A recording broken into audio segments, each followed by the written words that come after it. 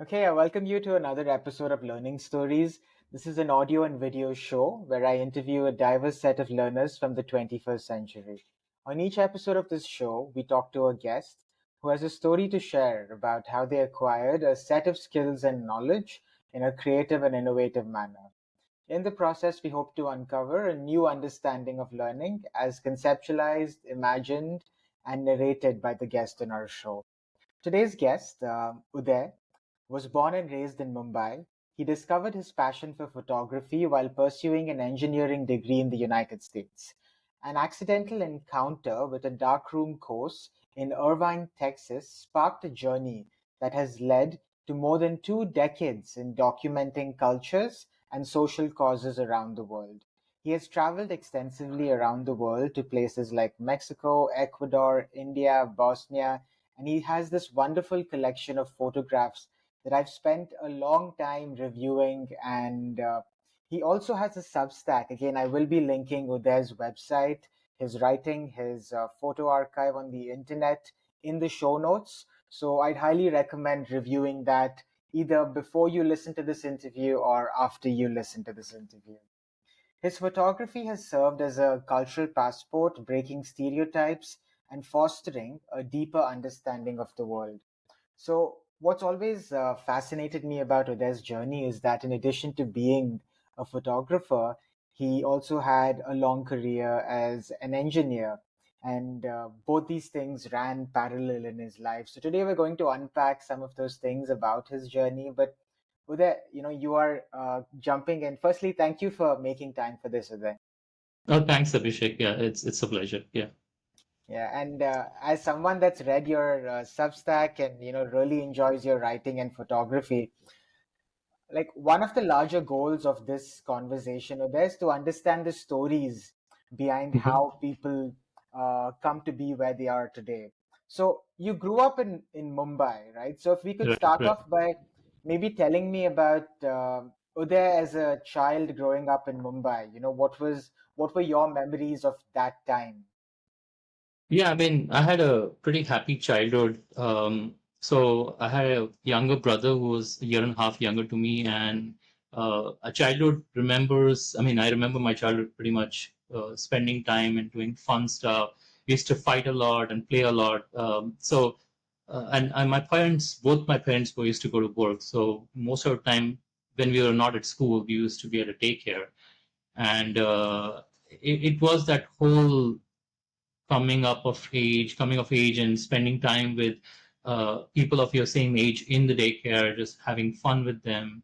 And I particularly remember when growing up, during summer vacations, we used to spend a lot of time at my grandmother's place, and she had a big front yard, backyard with lots of like mango trees, coconut trees, and banana, all sorts of trees. And one of the favorite pastime was to actually one of the coconut trees. We used to strip the bark of the leaves and use that as bow and arrow and play different characters of from Mahabharata and Ramayana. And so we were a handful, and till we got yelling and beating from our grandmother, we used to just play and stuff. So overall, a very happy childhood, a lot of time with my brother, and so growing up, we were very close, and that's how we kind of studied together, went to engineering. My brother followed the same engineering college, and when I went to the US, he followed me, and so that journey always kept us together. So yeah, growing up,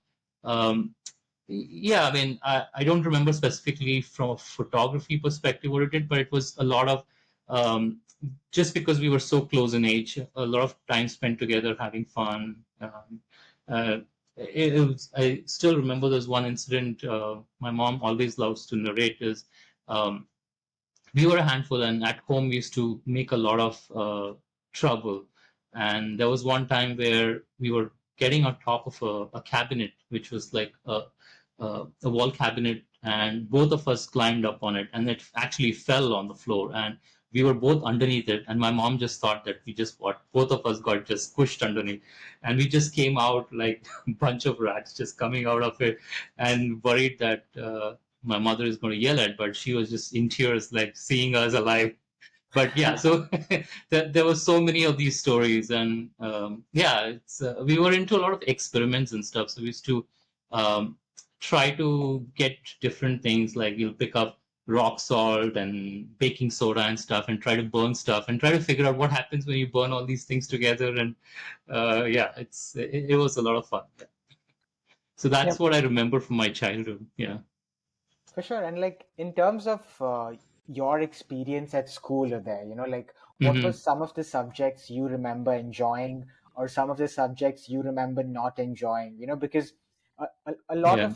of that leads into what you decide to study, in Right. your Right. college years. So I'm just curious about that mind at school. Yeah, so strangely or whatever, but I was not a very studious student at school. And growing up, my dad used to always like, you need to study, you need to get somewhere and stuff. And my brother was not that. He used to be quite studious and stuff, but I was always not really good at it. And funnily, I never used to enjoy history and geography. And now I love history and geography. It's just like complete opposite. So I used to enjoy sciences and the math. So that's where I had decided like, oh, I want to get into engineering and stuff. And I used to also love baking. And so one of the things I remember fighting with my dad saying that I want to be like a cook or something. And he says, that's not a career. And so he had a bet with me. He said, if you don't secure enough marks in your 10th exam, then you can do whatever you want. But if you do, then you have to get into engineering. And so unfortunately or fortunately, I got good marks and then I got into engineering. But yeah, I mean, from a subject's perspective, I used to enjoy sciences and math. I used to love physics and stuff. But strangely, I never enjoyed geography and history. But come to think of it now, I enjoy those more than, I mean, I still like sciences, but I just have a fascination for history and especially the merging of history and geography together. And so I read a lot of non-fiction books which have stories that kind of merge the history and geography together and stuff. Yeah, I love that with it because it seems like you identify as a photographer, but you also had Yeah. this extended career as an engineer, right? And you are so comfortable in inhabiting both these spaces, in terms of your larger identity. And I'm just trying to understand, like, early on, in terms of, you said you liked physics and you liked math, like, was there a teacher that got you interested in those subjects, or was there an early experience, like a book you read or a mentor that sort of got you excited about one of Yeah. those subjects? Yeah, so I think right around eighth or ninth grade or something, I had this. I used to go for tuition, for a math tuition, and we had this Raman sir who used to be really good at math, and the way he used to teach you math, he used to be always excited about something. I mean, and before that, I used to think math was very dry and stuff. But the way he used to explain, be it trigonometry or Pythagoras theorem or something, and the way he used to explain um, was make it fun. And I think that fun aspect really got me into mathematics. Physics was something that I think me and my brother used to not necessarily read a lot of books on sciences, but it was actually practical, playing with things and kind of figuring out. I still remember we used to get this a lot of trouble with this one, but and my grandmother also had an old radio, and one of the favorite pastimes we used to do is actually dismantle the whole radio, a working radio, and then put it back so that it works again, just to figure out like how do all these parts come together and what happens. So I think it is more to do with like trying out things and playing with things that made us kind of interested, or at least made me interested in how things were from a science perspective. So I think it was less of kind of what books I read, but it was more about like trying, experimenting, playing around, more hands-on stuff. We also had an electrical circuit board, like a kids circuit board, and we used to like to kind of play around, connect the dots, try to see, okay, what we do this, like the fan will come on, the lights will come on, and so it was kind of playing around with all those things. So that's what I clearly remember. How interesting. And like, you decided to pursue engineering, like I know that was quite some time ago, but like off the top of your head, do you remember something about Uday from those 4 years at engineering college? Like, what were some things you learned about yourself in that time? You can talk about both your undergraduate and your graduate experience, if you want. Yes, yeah. So I think from the undergraduate, I clearly remember that I was not like an A student or something. I was an average engineering student, but I always liked to try different things. Even when I was at college doing my undergrad, when I say try, it was try some new approaches in how you approach a problem. I clearly remember there were times where I was submitting for papers for either competitions or to different colleges.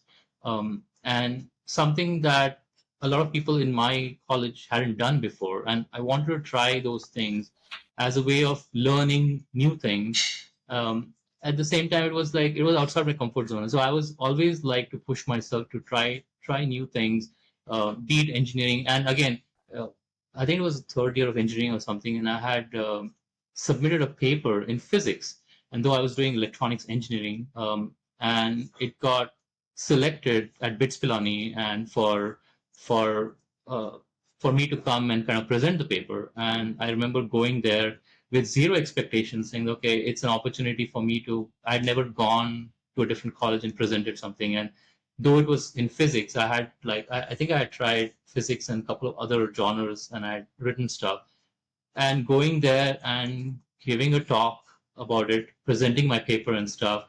And then I think it was that day or the next day, I was just walking down. We were supposed to leave, I think, that night or the following night or something. And we were walking down with a bunch of friends in the BITS Pilani campus and seeing a poster, like a notice board with my name on saying that he won the first prize. And I was like, I mean, this is the day when you didn't have the phones or anything, and I think a notice board is how I found out and I was just so thrilled. I was like, okay, something I'd never imagined, and it when I that news came to college, everybody was like, oh wow, he submitted this paper, and nobody from the college had won this in a nice prestigious university and stuff. So it was for me, it was always trying something new, pushing myself to do even if it's not in my zone, trying something new. So that's one clear example I remember from undergraduate.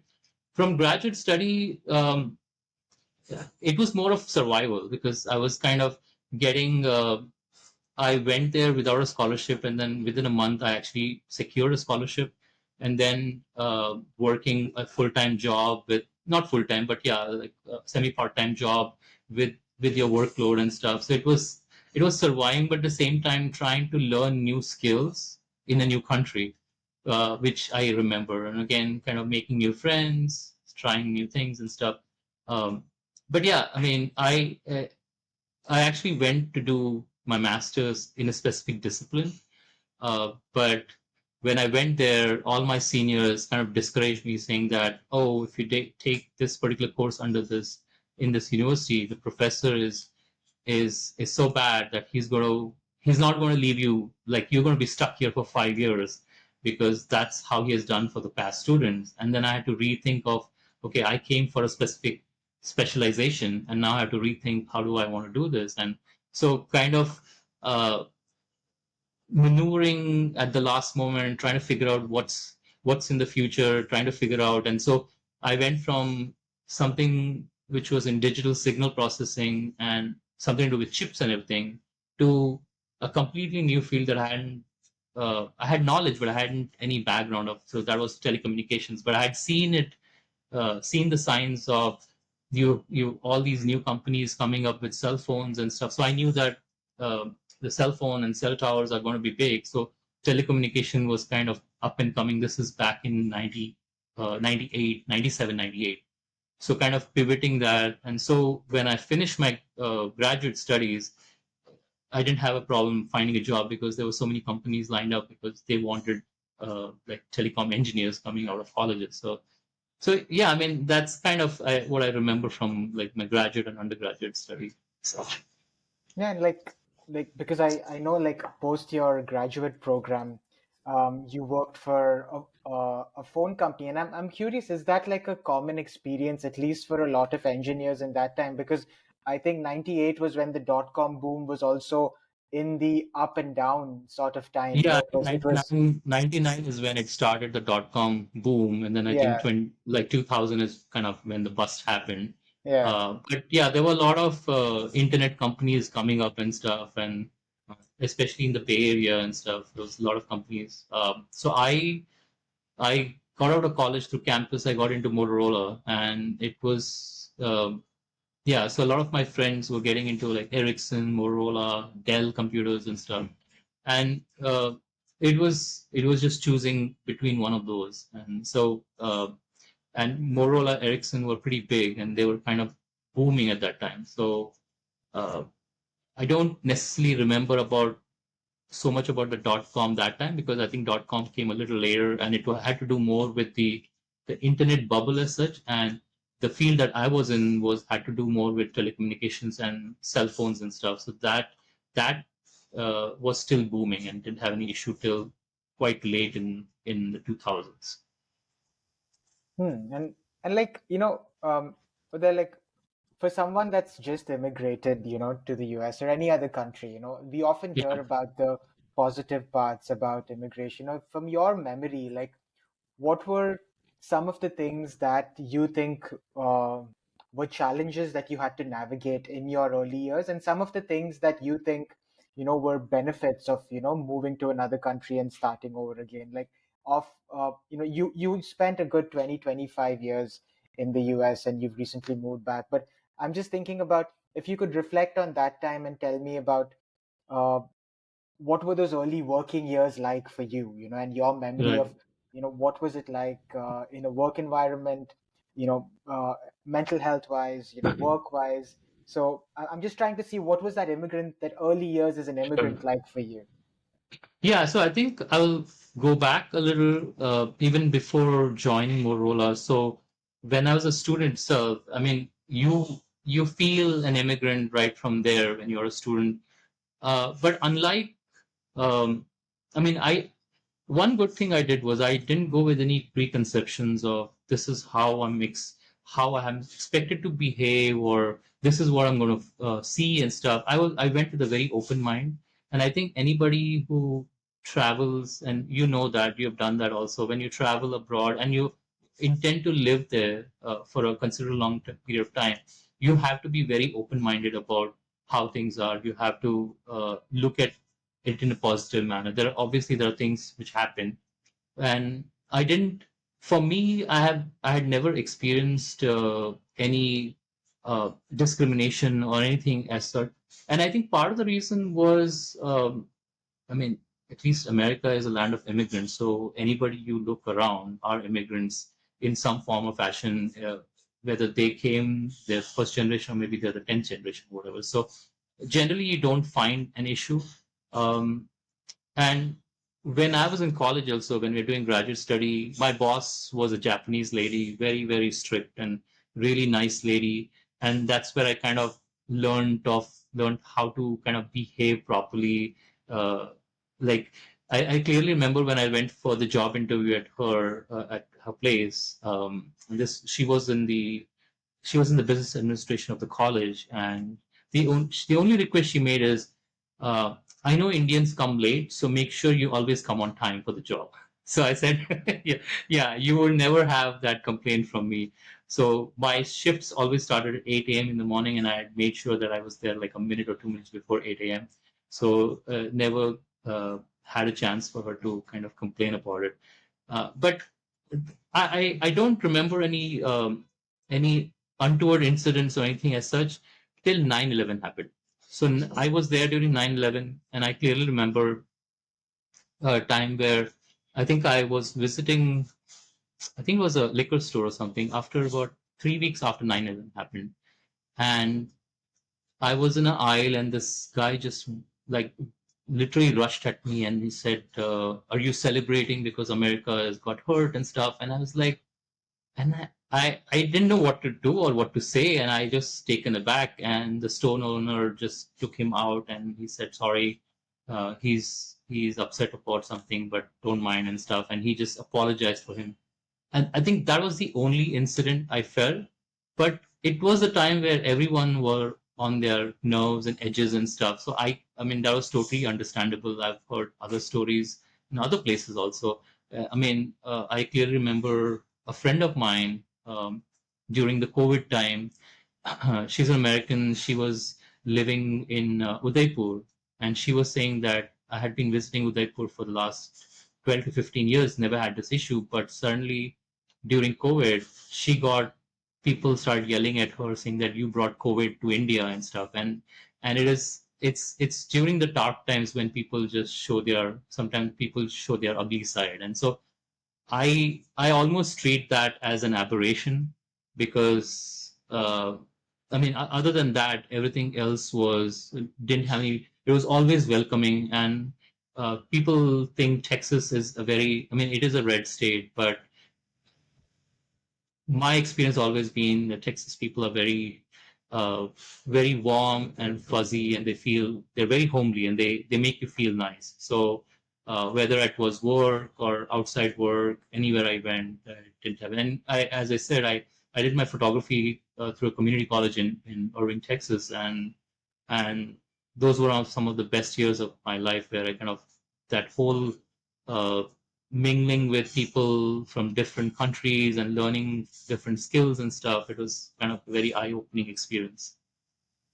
Yeah, and I think that's quite refreshing to hear as well, Uday. The many narratives that exist within our larger narrative of a particular place or a particular Right. region, right? I think what you said about Texas being so much more than the narrative you hear about it in the media is true and applicable for most places in the world, right? And we're Yeah. often we often take up the dominant narrative, but I feel like if we're able to understand the how the individual sort of stories come together in such uh, sometimes difficult, sometimes fascinating, sometimes uplifting ways, right? There are so many stories within that larger sort of story of what a place can be. And you were at Motorola for about 7 to 8 years, and then you moved on to another company where you were working as a senior developer. You were still in Texas, and then the last 8 years or so of your career as an engineer, you had moved to Massachusetts. So, Texas and Massachusetts, like these are two different states, but you mentioned something about this community college experience. Right. What made you want to go to a community college and learn photography? Like, I want to know what was the story behind that course, and why did you take it up? Yeah. So I mean, it just happened by accident, actually. So this is back in, I think, sometime in 2002 or something. And a friend of mine, a very close friend of mine, he was saying that he was planning to take up this photography 101, or I think it was called as black and white class one or something. So he said, I'm planning to take that. Would you be interested in taking along with me? And I said, what is it about? And it's like, oh, they teach you how to take pictures. And I was curious, but I wasn't sure. And I said, I have the time. Maybe I should try it. And um, it was funny that we took the class together, and that was the only class he took. And I took that class, and I took classes in that community college for the next 6 years. So it was a journey that I never expected to take that long, and it was such an amazing experience. It was where they taught you how to process your film, how to develop it in the dark room, how to print it in the dark room. And so it was something that was so unique and fun that and anybody who has actually done any darkroom processing knows this when I'm talking about when that image comes to life in the in the dish where you're processing and it comes alive. There is no greater joy than looking at your own print come alive. It almost feels magical. So I think that's where I fell in love with the idea of photography. Though now, if I look back, I don't like to spend time processing so much than actually the act of making a photograph. But so that's how it started. And the great in the US at least, community colleges are a great place where people who are working professionals can take up classes in the evening. So you could have a class for salsa, you could have figure drawing, you could have pottery classes. So photography was one of that, and it's also not very expensive. And so you have like-minded people who come take a class, and it's generally for like 3 4 months. You meet twice or three times a week, spend 2 hours, and so it's not a heavy commitment, and it's more fun. And it's all up to you how much you really want to push yourself. And I think I remember my professor, a teacher who was teaching this photography class. He was a very old guy, maybe in his mid 60s or something, and he was a taskmaster. And I clearly remember he was so serious. Like people, he was like, "Oh, we are just taking it for fun. Why is he so serious about it?" And I, for some reason, had taken up his sincerity to like, okay, we need to do justice to what he's teaching. And I used to be a very studious student and trying to make sure that, and he used to make us like, I remember just printing a 4 by 6 print and spending 3 to 4 hours in the lab just to get it right. And it was very frustrating, but at the same time, learned a lot. Like basically, you're just using all the Photoshop techniques that you do it on a computer, but you do it in the dark room. And this was my first time, so it was kind of so much harder. And trying to go out, and he says, "No, this is not right. You need to make this darker, lighter," and you go back, restart everything, and do it. So I learned a lot of stuff from that, and then kind of going forward, it was like, okay, what's next? What can I learn new in photography? And so the darkroom black and white was kind of a stepping stone. And then as I took classes, it was trying to learn different genres of photography and different techniques. There was studio lighting that I learned. So I I would say the community college experience kind of taught me a lot. And then there was a point, I think after 3 4 years, they ran out of all the classes, the courses that they could teach in photography. But I was like so hungry. I used to tell my professor, like, I want to still take classes. Like, how do we do this? And so they literally made up classes for me. Like they said, okay, since you are learning, let's say documentary photography or project-based photography, we'll create a class for you. You just sign up for that class and you come and you pick a project, and we will kind of work towards that project over the course of 3 months. And that's what we did. I think last 2 years or something, I think I must have taken 4 of such classes which were offered, which was not really in the syllabus, but they just created those classes. And I was so grateful because uh, the school environment kind of gives you this whole uh, place where you are thriving with curiosity and you're learning from each other. They had an excellent lab. Later years, we used to do digital printing. They had this excellent lab where you could print pictures. And so I used to do my project pictures as well as like personal pictures. I was like, okay, I have this lab, I should use this. So yeah, so the community college taught me a lot. I mean, and most of my photography, what I've learned is through that community college experience, I would say. And it seems like such a safe space because I'm thinking about till that point, a lot of your learning and education was in some way utilitarian, right? Because it was you Right. had to get an Yeah. education to get a job. But in Right. this 6 year period, it seems like because it was beyond your job, it was sort of a hobby, passion.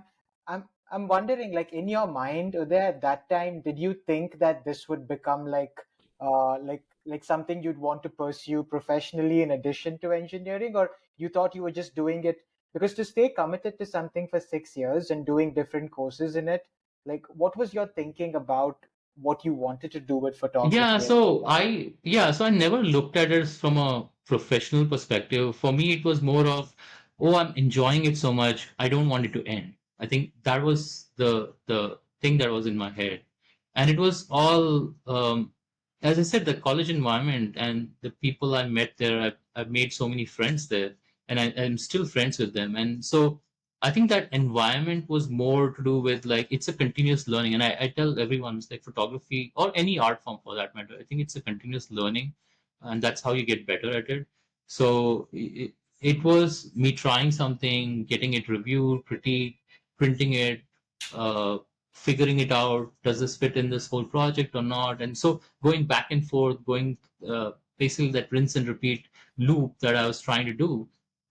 At no point did I actually thought like, okay, I want to kind of think it as a career because uh, I knew what the options are. They were very uh, far and few between. It was not easy to make money out of it, especially. I think in the later years, I was more interested in like photojournalism and documentary photography, um, and even back then, the funding was getting cut, like places as Nat Geo and New York Times, and I know Dallas Morning News. A lot of people got laid off and stuff. So I knew the writing was on the wall, especially when digital came in. It was becoming extremely hard for long form journalism, what they call, is to survive. So though I was very much interested, for me it was more to do with I want to learn this, and this passion is getting funded by my engineering professional job. So I think nowhere did I thought that, okay, I think eventually in my head was like, okay, if I have made enough money, then maybe I'll do this as a hobby, continue doing this as a hobby, but not as a profession. So though saying that, I did have a photography. I had a studio in Dallas where I used to take up events and stuff again to kind of fund my other projects. So yeah. Yeah, and like because you were also learning photography at an interesting time and in history in terms of technology. Like the early 2000s was when you were doing this course and you were doing it into the early 2000s, and around 2008, 2009, leading into most of the 2010s, you had all these social media tools that developed this promise of capturing photos really quickly. Social became a big thing. Like if you were learning photography again, in today's Mhm. era, do you think you would go back and learn it in the same way you did at that time, Uday? Or do you think there were benefits of learning it in the way that you learned it? Uh, So yeah, so that's a very interesting question because I this was, I think it was late last year or middle of last year. I met this um 30-year-old guy who from Indonesia, and I had gone for a workshop in Indonesia, and he had just learned photography and practicing for the last 2 years with him. Kind of, we had this whole conversation of how did he, like I was telling him my journey, and I was asking like how did he learn, and he was like, oh, I learned photography from Instagram. And I'm like scratching my head. And so for him, the whole reference was everything that's on the Instagram is is what his inspiration is, not anything beyond that. And I felt that was so limiting. And I think I told him, and maybe this is your generation or something, but I would, if I were you, I would go back and look at the photographs from the masters and look at photo books and study from that, because there is so much to learn from that. And part of the journey that when I was learning photography in the community college was actually um, to study these photographers from photo books, or when our instructor used to say, hey, you should study Robert Frank or Mary Ellen Mark or Bruce Davidson and stuff. And these are big time photographers. Some of them are no longer there, but their work is a legacy that you have to understand where they come from. And when we generally look at a photograph, a lot of people who are young and upcoming, they look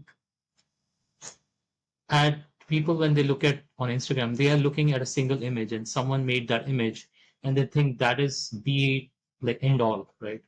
Versus when you look at someone's work, a legacy, you're looking at a body of work which spans for 50, 60 years. And so you're looking at consistency, you're looking at their mindset, you're looking at a thought process, you're looking at a lot of other things than just a single image. So I feel like, and that goes for new generation, but I think if I were learning photography in this generation, I would still try to look at all other avenues, not just social media.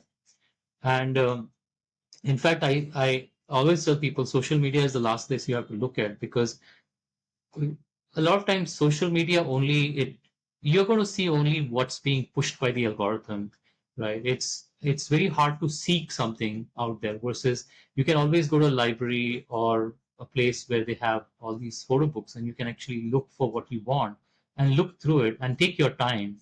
And nobody is putting like buttons on on those pictures, right? So you're looking unfiltered, you're looking at unbiased, versus when you're looking at social media, you're looking at, oh, this post has 10,000 likes or a million likes, and then you automatically get biased because you think, oh, there's something to this image, why everyone likes it, and you start thinking that there's more to it than what I understand. Versus, I feel like when you're looking at a photograph, you shouldn't have these biases coming in. You should look at what makes you feel when you look at this image. So I think that's very important.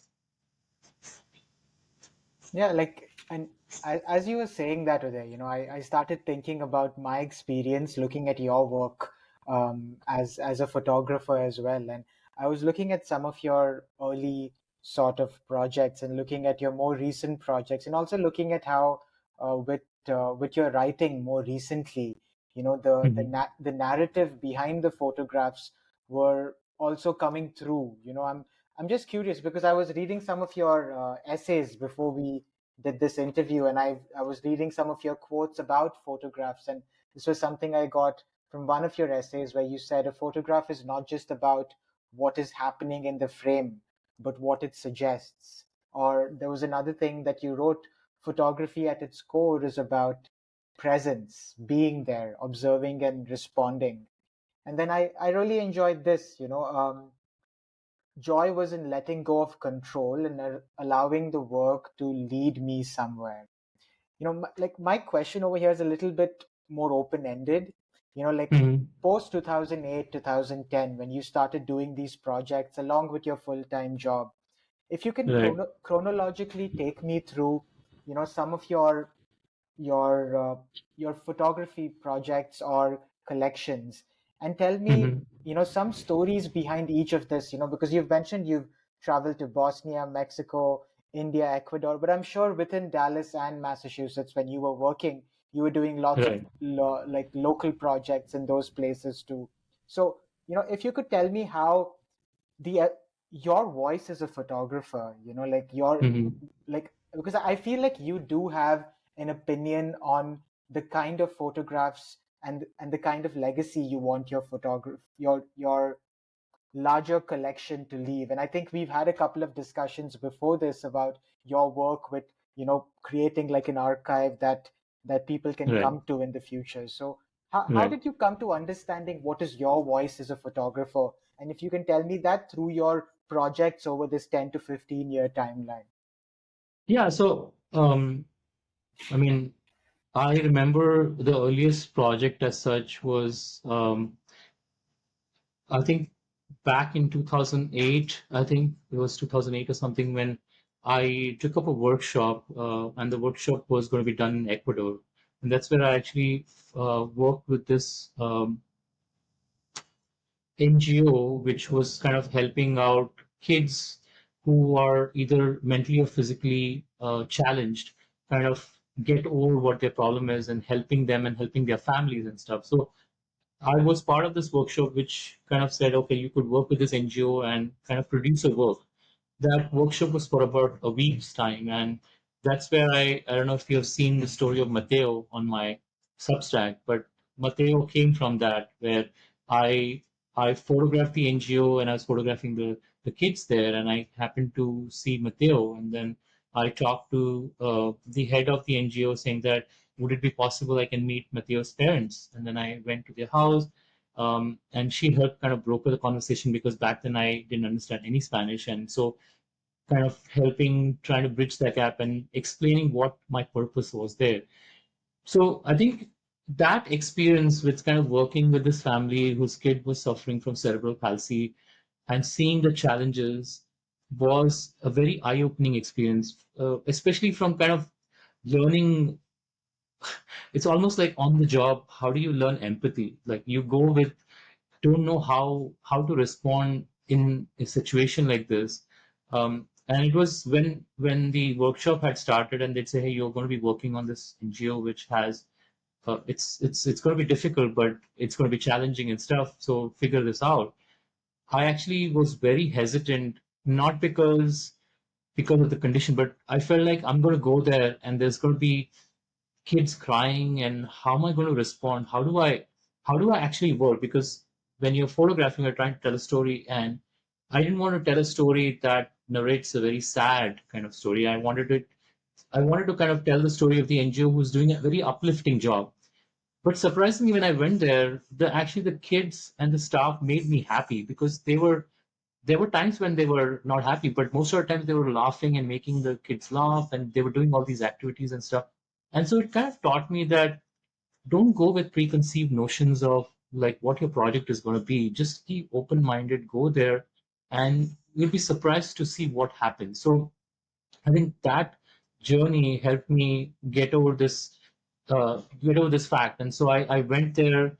I enjoyed that. I pushed myself, tried to get into personal spaces. But then at the end, when the project came out, it was so touching that I clearly remember we had at the end of the workshop, we had an exhibition of everyone's project, and we had invited Mateo's parents, and his mom just bawled out because she had never seen her kid's picture on a wall in a gallery exhibition, and she was saying my son looks so pretty and so nice, and so she was very happy. So it was those experiences kind of built that, not only the confidence but also like gave me this like, okay, the sense of purpose, right? It's like, why are you doing this? Like, there has to be greater purpose than the point was not like, oh, I'm making pretty pictures or making a picture that someone says, oh, wow, it's a great picture. But it's that experiences that I want to. So for me, it was like, let me try to do to these either these workshops or go to different places. So I was focused on trying to get some cultural experience, some social or social economic experiences in different places. And it's kind of harder to do it in America unless there's a protest or something happening. So within whether I was in Texas or whether I was in Massachusetts, it was not that easy to do projects locally there. I'm sure there are people who do it, but I didn't doing a full-time job and just having time over the weekend was not possible. So any project that you see, whether it's Ecuador, Bosnia, Mexico, those are all on my personal vacation time, where I used to take up my vacation, go on these projects, and try to pursue it. So, and Mexico is another place, like that's a country that I'm just in love with. So, just because the whole cultural experience, it's very similar to India in the way they kind of treat their families and extended families. They're very family oriented, maternal instincts. Food is really amazing. So, I've gone many times and tried of different projects out there, but again, it's that cultural exchange, learning something new, getting that exposure, and doing everything through photography. It's almost like it gives me a, as I said, as you said, read in my bio, it's like it gives me a passport to kind of go and explore something new. So I think over a period of time, whether it's from there and then try, and the Bosnia was a completely different project. So I had looked up a work of photographer, I'm not recollecting the name now, who had done extensive works on the Roma community. And Romas have a very interesting history on how Romas came to Europe. I mean, they basically migrated from India, and then so the Banjaras who migrated or persecuted, they got migrated and went to Eastern Europe, and a lot of people got settled.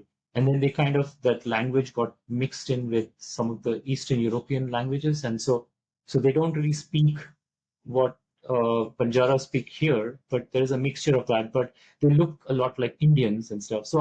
So when this workshop came about doing something in Bosnia, I asked specifically saying that I would like to, if it's possible, try to like explore the possibility of working with a Bosnian Roma community. So this group actually put together something, and then they got me in touch with this NGO which was working with this Roma community, and so I went and kind of almost on a daily basis documented what their life was. This one specific family, there were actually two families, kind of work who were neighbors, and the kind of photographing their dynamics, what they did for a living, what was their daily chores and stuff. And it was very, again, a very interesting experience, kind of almost like a window into a new world of trying to understand it. Again, not going with any preconceived. I mean, I used to do some of the research, but when I went there, it was more like, okay, let me understand the ground truth rather than coming up with what I've read in articles or websites or something. So again, that kind of led to other projects and stuff. So it's been a continuous learning and continuous exposure to different cultures and experiences. To your question about finding your voice or how it has evolved, I would say it has. Uh, it's a lived experience, right? So it is as and when I was going through my photography journey, any experiences that I was doing was getting reflected in the work I was producing. So I cannot compare something that I did 10 or 15 years back to something I'm doing now. It's very different. Again, I am very different as a person in my life right now at my stage versus what I was back then. So some of the, I do feel like some of those experiences were very raw.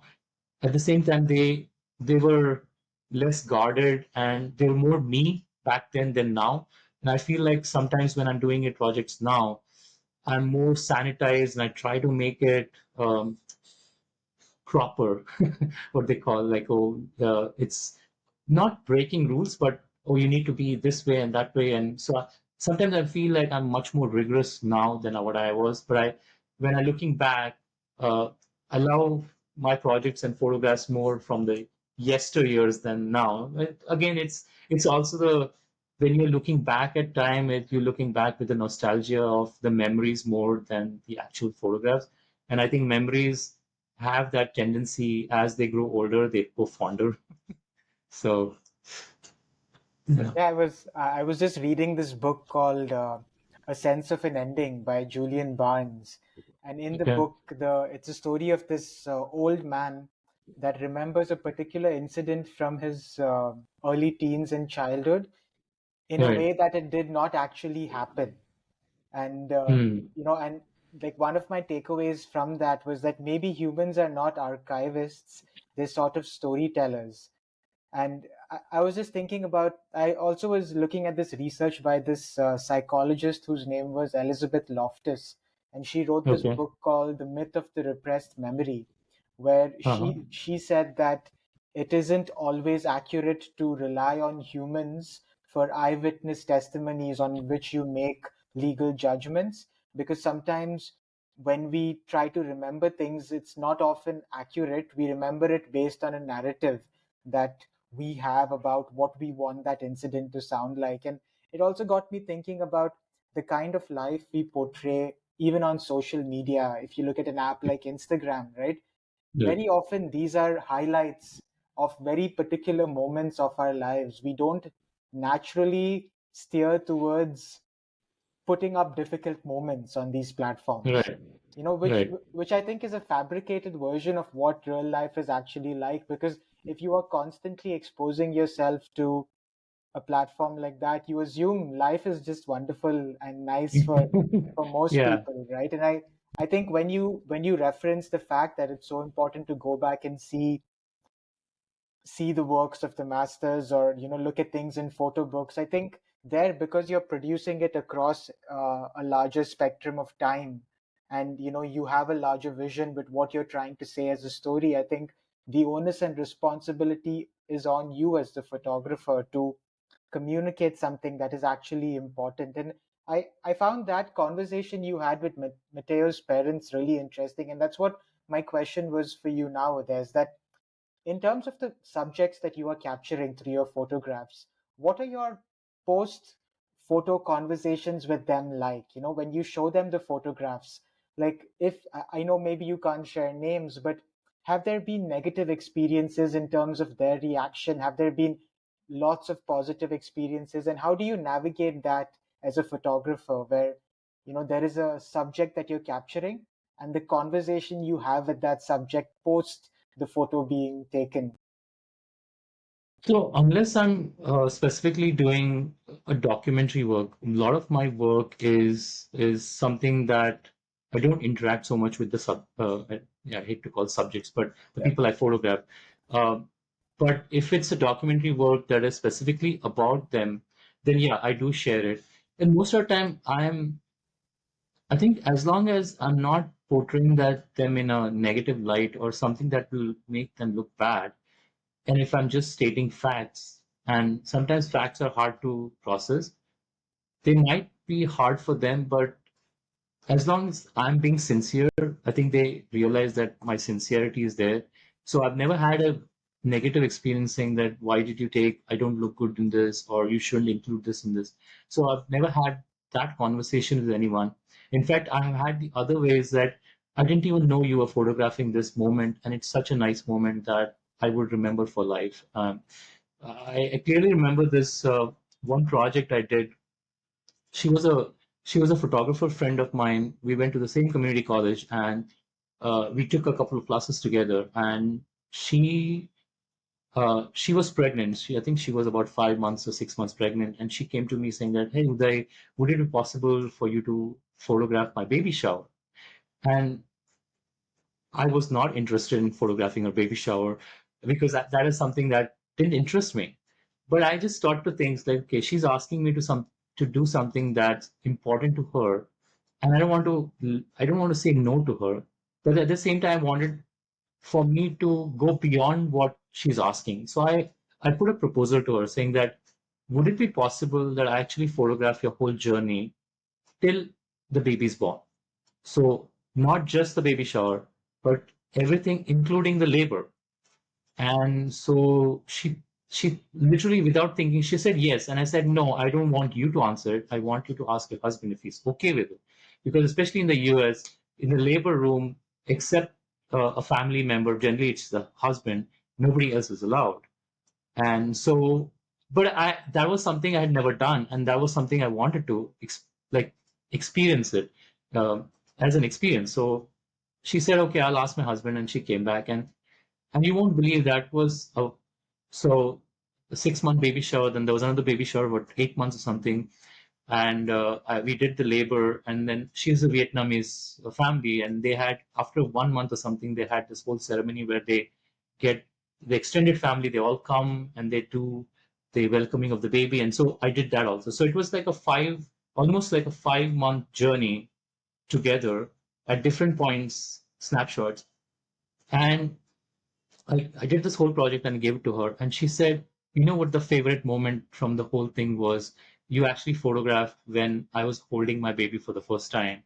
And nobody else would have taken that picture. And thanks for making the proposal, because I wouldn't have thought about it. And this picture wouldn't have even been possible, because she was with her husband and nobody else. The doctors were there, but nobody was there to take a picture. But she's like, that is a moment I want to cherish, and that is a picture I'll cherish for life. So those are some of those moments where you surprise yourself, like with something that comes in your mind. And if you read the Frida story also, it was something that just happened spur of a moment. We talked about it, and again things happened there. But I always like to kind of be an open mind and try different things and push myself. And you never know, right? You come across some new unique experiences that you'll remember for life, and you make someone's life happy and people happy. So yeah. For sure. I mean, thanks for sharing that. It is such a beautiful story, and I feel like that photograph, I'm sure, is on their mantelpiece somewhere,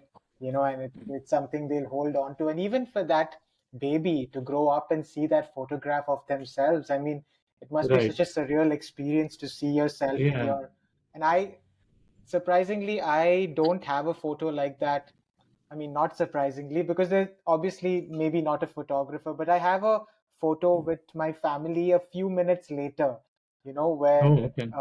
the family is in like the delivery room and my sister, Right. my dad are just holding me. So, yeah, that's one of my most special photos for sure. But I wanted to ask you about like capturing photos of the self and your family there. You've done some Mhm. recent work where you've been capturing photos of your parents, and I know there was an essay you wrote on Substack about Right. capturing your niece and your family in the US as well. So, Right. like, what was your perspective going into that? Because that really hits home. It's very personal.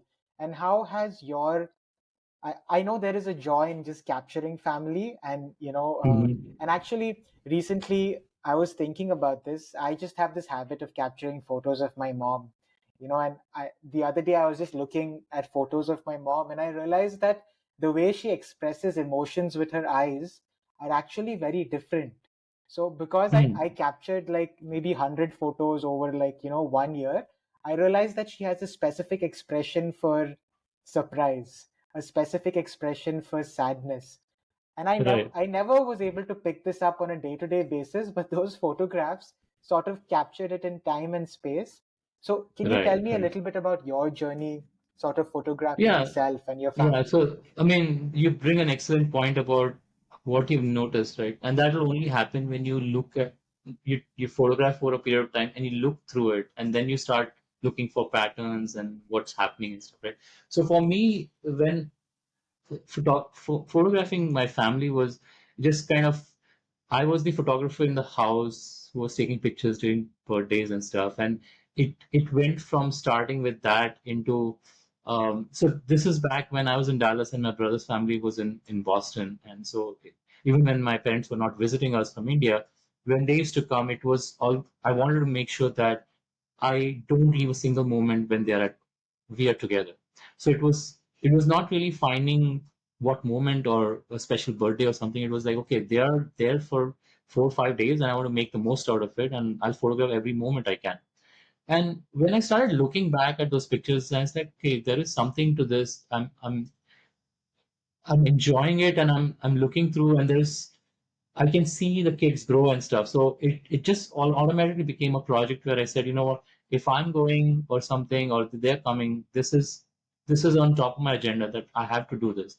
So one of the reasons of my moving to Boston and living with them was actually this, where I am going to be there and I'm going to photograph all the time and and kudos to them, they never objected. I remember taking photographs of so many of my niece and nephew when they're having a bath and everything, and they were such a cool parents that they didn't object and stuff. And it's those moments where the kids are having fun and you want to photograph that every moment where they're having fun and the parents are having fun with them, so you want to kind of have that whole dynamics show up. And uh, it's the thing with family pictures when you're actually in the moment you're taking, you're in the moment, so you don't realize the significance of it till few years later. You start looking at it as like, wow, like, and you start looking at patterns and stuff. And especially when loved ones like you've lost loved ones, then those images take a whole different new meaning to it and significance to it. So whether the passing of my brother and stuff, and when my sister-in-law and my niece and nephew look at those pictures, there is so much attachment and so much meaning to it that it just adds to, and that's one of the reasons also like photographing my parents was like so important. I was like, okay, eventually we're going to have people go away, right? So we want to make sure that we want to photograph every moment and try to then, as you said, the nuances, like what they mean through their eyes, if they're looking this way or that way, or whatever, right? So it was almost like photographing your family, but you're trying to find yourself in those pictures. A lot of times my parents keep saying like, you take all these pictures, but you're not in the pictures. I said, no, I am in the pictures because in a way it is me who is doing this. So I'm also in the pictures and that's my expression. So I don't have to be physically showing up in the picture, but I am there because it is who I am who's taking these pictures and it'll show up.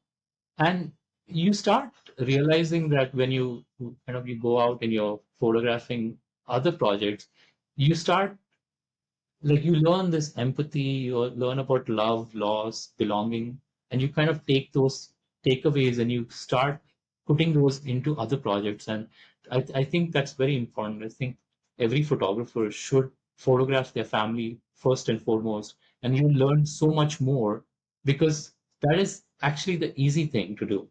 You a lot of times we feel like we take it for granted. Like the home is where we always take stuff for granted. Like your mom's always cooking, your dad's always doing, like you always take this for granted. But I feel like if you're at home, and if you're a dedicated photographer, before you say, oh, I want to do this grand project that I have to go hundreds or thousands of miles and do this, let's focus on the home front. Let's learn what's in your immediate neighborhood and something in front of you, photograph that, learn from it, and then go and kind of take the life lessons there and kind of implement them. But yeah, so for me, it's almost like it's a never ending project where I just hope to kind of build on that archive. and eventually maybe the next generations will look at it and it's like it's almost like if I'm looking at an old photograph my great grand uncle or something took, and my mom's looks like a little 2-year-old baby, and I was like, wow, like someone took that, right? That's why I can enjoy it, I can cherish that memory, even if I don't have any direct association with that memory, but at least I can almost imagine what my mom felt like that and what that time period was. And and especially when the photograph is an actual printed photograph, you can, it's very tactile. So yeah, and that's another reason I tell everyone's like, and I do it too when I feel like if a project is near completion, I'll make sure that I'll pick the 15, 20 best pictures from it and I print them so I can actually hold it in my hand, like like here, and then kind of like look through it, kind of sequence it, figure out if it's working, not working. Yeah, so I always feel like it's not just, especially in this digital age where things are so fragile and your hard drives can crash anytime. You should have printed work of your project because you spend so much time and effort in it that you don't want it to go one day that my hard drive is gone and I've lost it, even if you've made backups and stuff. I think Yeah. a printed photograph has so much meaning to it. Yeah.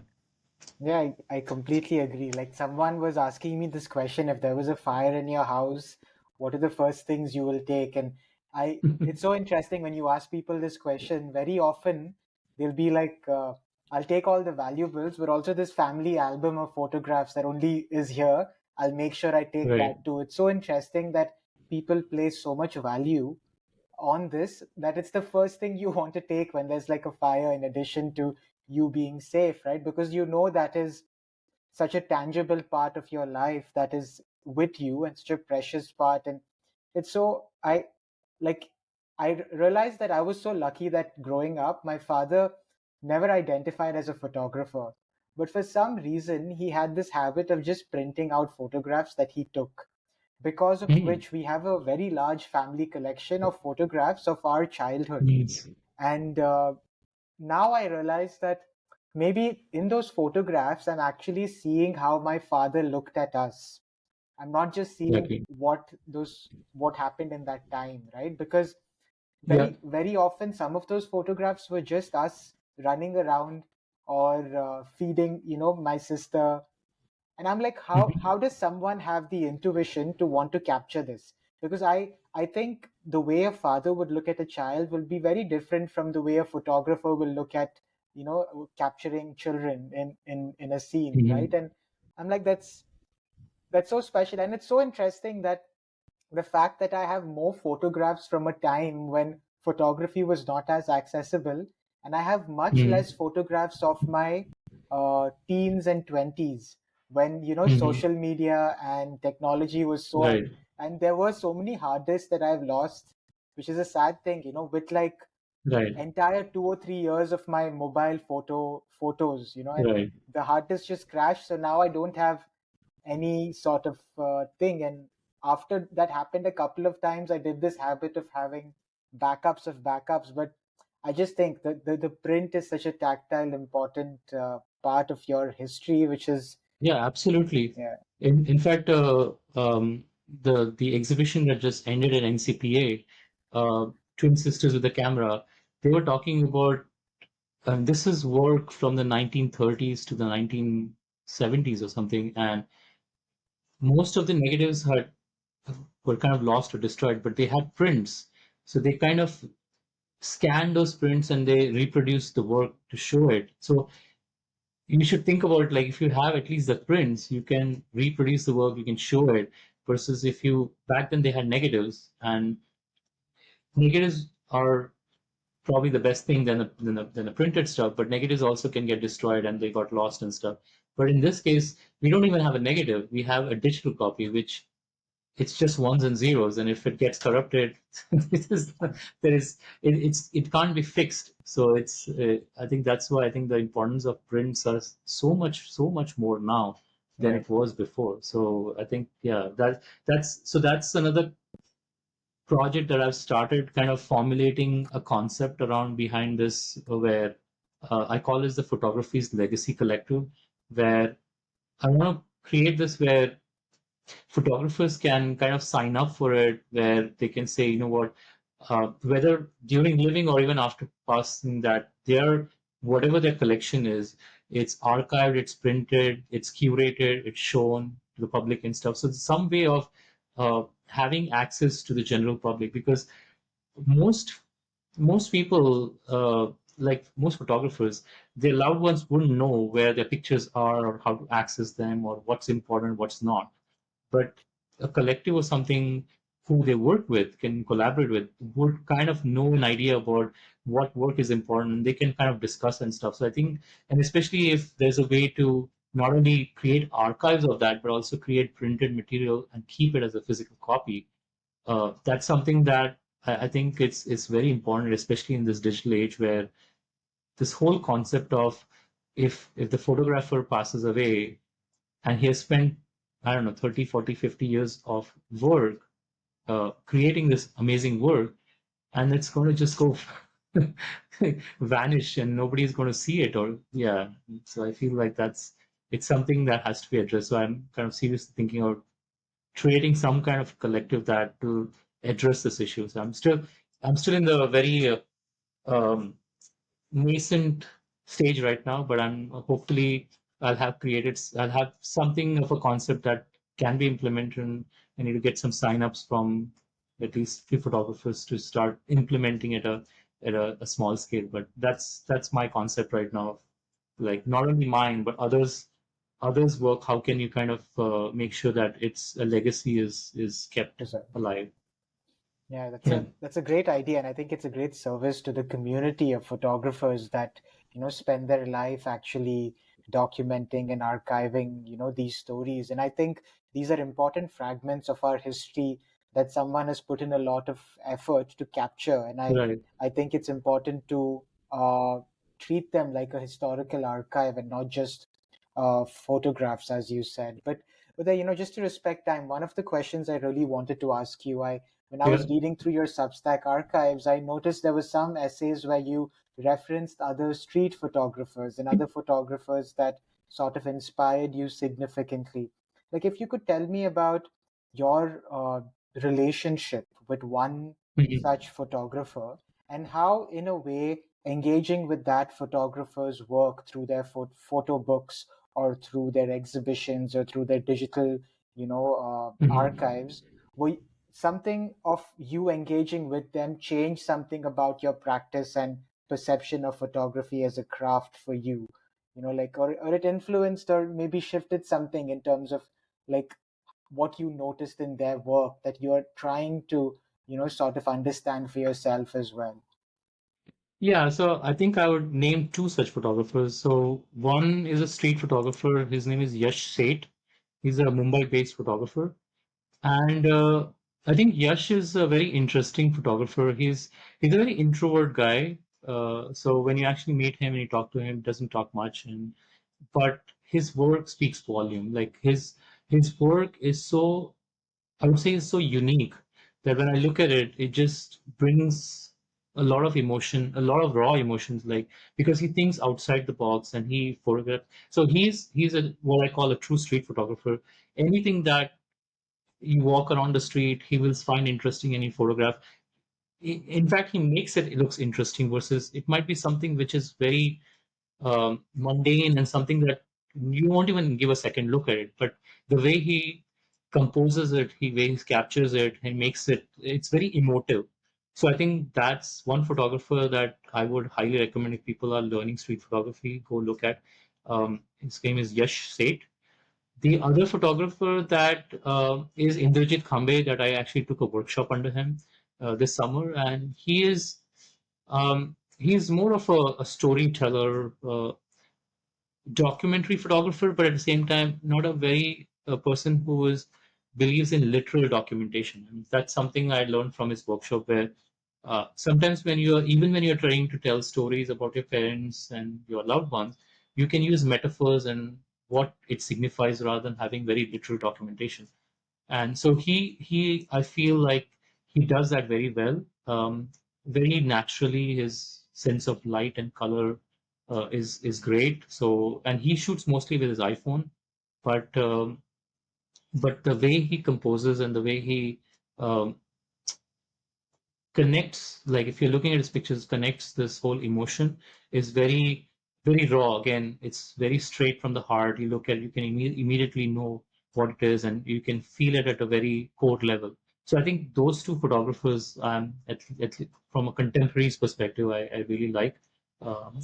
So yeah, Indrajit Khambe and Yash Sheth, yeah. Yeah, and I will be linking Uday's Substack archives and his website in the show notes. But Uday, if someone does want to learn about your work on the internet, like, could you just briefly mention what are the best ways to uh, Yeah, understand your work? yeah. So I used to quite regularly post on Instagram, but I'm kind of not doing that anymore. So Substack is where actually I kind of I'm more regular. I have a website, but the website is has more to do with the completed projects than ongoing work and stuff. The Substack is where people can read about. And I almost feel like Substack is a place where its writing has become my way of seeing twice. It's almost like that. So when I write about it, I kind of put thought to the vision, and every time I write, I rediscover those photographs that I've actually made. So it's been a real joy. I mean, Substack was initially, when I started Substack 2 years back now, it was more to do with like, okay, I just want to write about my experiences or what projects I'm doing. But it's grown so much bigger where I'm engaging with the community, and it's almost teaching me to look at my photographs in a new light than what I used to see it. So that's, I would say, if anyone wants to kind of read about my thought process more than my photographs, but read about my thought process, I think they will come to know, understand me better through my Substack posts, which I do twice a month, yeah, every fortnight. Oh, perfect. This is wonderful, Adair. This was such a nice conversation, and I'm glad we got to do this. This is sort of a video and audio archive of your thinking at this point of time. But I'm hopeful I'm able to do this again, sometime down the line where we chat Yeah. about some more of your projects. I'd also love to explore your writing process, and how you navigate, photography and writing. And I find that really fascinating because you're genuinely one of my favorite writers on Substack. So No, thanks. I hope you continue doing that. And for the listeners tuning in, please do stay tuned for more such stories from this podcast. And I will be linking some of the links, recommendations, and the website and Substack archives of Uday in the show notes. So until next time, thank you for tuning in. And Uday, thank you for making time for this. Yeah, thanks a lot, Abhishek. It was a real pleasure and great conversation having with you. Yeah, Perfect. Thank you. yeah.